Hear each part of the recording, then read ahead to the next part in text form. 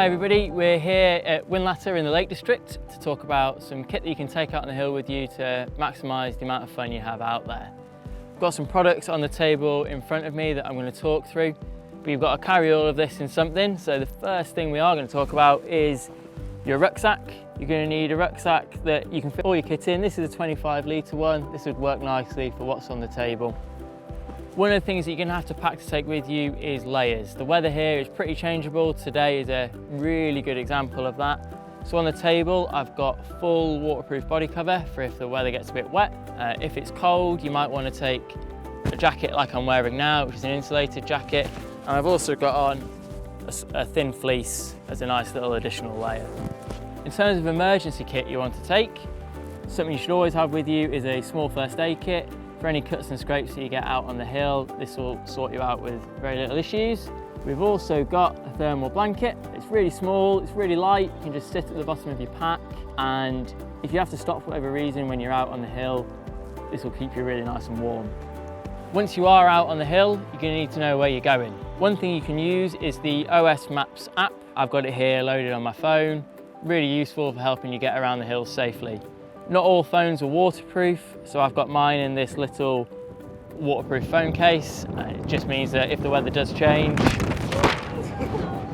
The phone is really good, but they do run out of battery, so it's always worth taking a paper map with you as well. A paper map is no good if you can't orientate it, so you're going to need to take a compass with you in addition.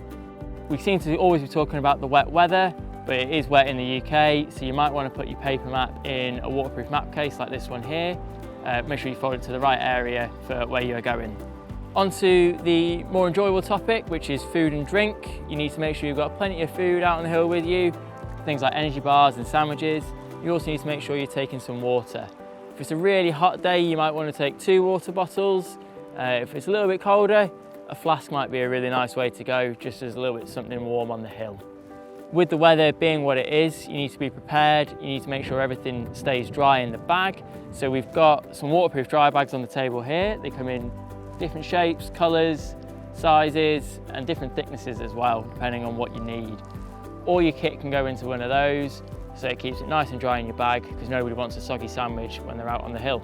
Finally, the most important bit of kit that you need to take with you is a proper set of hiking footwear. This is a hiking shoe, which is really good for slightly lower level walks, shorter walks with less heavy packs.